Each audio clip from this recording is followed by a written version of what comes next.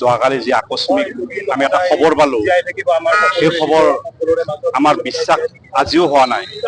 যদিও তেওঁ আমাৰ মাজৰ পৰাই গুচি গৈছে, কিন্তু আমি আজিও বিশ্বাসত ল'ব পৰা নাই যে জুবিন দা আজি আমাৰ মাজত নাই। আমি এনেকুৱা এজন মহান শিল্পী, অকল শিল্পী বুলিয়ে নকওঁ, তেওঁ যি অসমৰ কাৰণে এটা সম্পদ, যি অমূল্য সম্পদ, তেওঁক লৈ যে আমি অসমে এটা চিনাকি হয়, আজি ভাৰতবৰ্ষৰ বুকুত বা বিশ্বৰ বুকুত জুবিন দাৰ নামেৰে অসম চিনাকি বুলি হ'ব পাৰি। সেইজন মহান শিল্পী যে আমাৰ মাজত এনেকুৱা হঠাৎ আমাক কন্দুৱাই গুচি যাব, তাৰ কাৰণে আমি নিজে এটা ভাষাহীন হৈছো। আজি ক'বলৈ হয়তো এনেকুৱা ভাষা বিচাৰি পোৱা নাই যে তেওঁলৈ এই যে আজি চাকি জ্বলাইছো বা মম জ্বলাইছো, এইটো এনেকুৱা লাগিছে যে এইটো মানে কিবা এটা ভুলহে যে কৰিছে এনেকুৱা লাগিছে যে, কাৰণ বিশ্বাসে কৰিব পৰা যায় সেইজন মহান শিল্পী আমাৰ মাজত নাই। গতিকে তেওঁ সদায় অমৰ হৈ থাকিব, তেওঁ সদায় জীয়াই থাকিব আমাৰ বুকুৰ মাজত, আমাৰ সমাজৰ মাজত।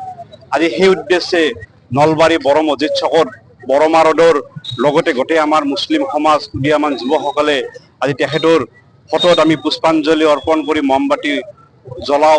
আমি আশা ৰাখিছো যে সেই মহান শিল্পীজনে য'তেই নাথাকক কিয় সদায় সুখ শান্তি থাকক, আৰু অসমৰ তেওঁৰ যিটো মৰম আশীৰ্বাদ তেওঁ যে সদায় সেইটো ৰাখে। মায়াবিনী ৰাতি পাখি মেলি গৈ সাগৰৰ তলি বিলীন হৈ গ'ল। তেওঁ এটাই কথা কৈছিল, মোৰ কোনো জাতি নাই, মোৰ কোনো ধৰ্ম নাই। আৰু আজি তেখেতৰ অকাল মৃত্যুত আমি মৰ্মাহত হৈছোঁ, আৰু আমি দেখুৱাই দিছোঁ, তেওঁৰ প্ৰতিটো উত্তৰ আমি দেখুৱাই দিছোঁ যে আমাৰ কোনো জাতি নাই, আমাৰ কোনো ধৰ্ম নাই।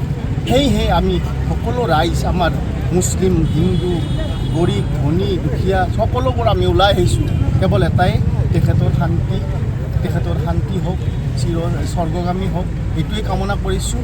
আৰু আমি আজি এই গোটেইবোৰ ৰাইজে লগ হৈ তেখেতৰ বাবে একাজলি শ্ৰদ্ধাঞ্জলি আয়োজন কৰিছোঁ।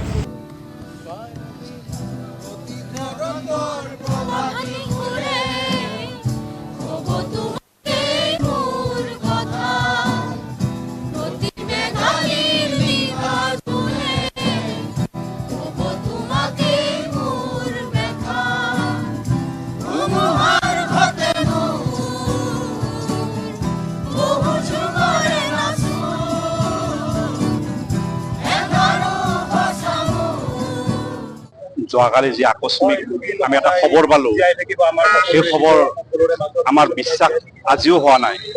যদিও তেওঁ আমাৰ মাজৰ পৰাই গুচি গৈছে, কিন্তু আমি আজিও বিশ্বাসত ল'ব পৰা নাই যে জুবিন দা আজি আমাৰ মাজত নাই।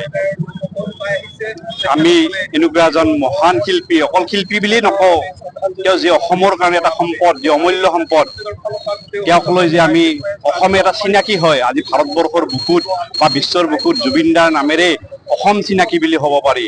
সেইজন মহান শিল্পী যে আমাৰ মাজত এনেকুৱা হঠাৎ আমাক কন্দুৱাই গুচি যাব, তাৰ কাৰণে আমি নিজে এটা ভাষাহীন হৈছো। আজি ক'বলৈ হয়তো এনেকুৱা ভাষা বিচাৰি পোৱা নাই যে তেওঁলৈ এই যে আজি চাকি জ্বলাইছো বা মম জ্বলাইছো, এইটো এনেকুৱা লাগিছে যে এইটো মানে কিবা এটা ভুলহে যে কৰিছে এনেকুৱা লাগিছে যে, কাৰণ বিশ্বাসে কৰিব পৰা যায় সেইজন মহান শিল্পী আমাৰ মাজত নাই।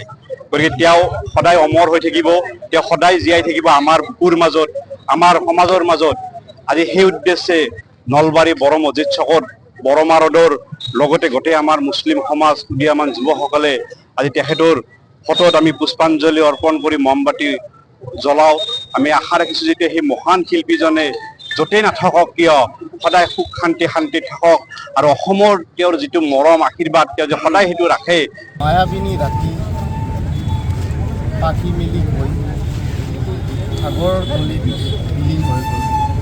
তেওঁ এটাই কথা কৈছিল, মোৰ কোনো জাতি নাই, মোৰ কোনো ধৰ্ম নাই। আৰু আজি তেখেতৰ অকাল মৃত্যুত আমি মৰ্মাহত হৈছোঁ, আৰু আমি দেখুৱাই দিছোঁ, তেওঁৰ প্ৰতিটো উত্তৰ আমি দেখুৱাই দিছোঁ যে আমাৰ কোনো জাতি নাই, আমাৰ কোনো ধৰ্ম নাই। সেয়েহে আমি সকলো ৰাইজ, আমাৰ মুছলিম হিন্দু গৰীব ধনী দুখীয়া সকলোবোৰ আমি ওলাই আহিছোঁ কেৱল এটাই তেখেতৰ শান্তি হওক স্বৰ্গগামী হওক এইটোৱে কামনা কৰিছোঁ আৰু আমি আজি এই গোটেই ৰাইজে লগ হৈ তেখেতৰ বাবে একাজলি শ্ৰদ্ধাঞ্জলি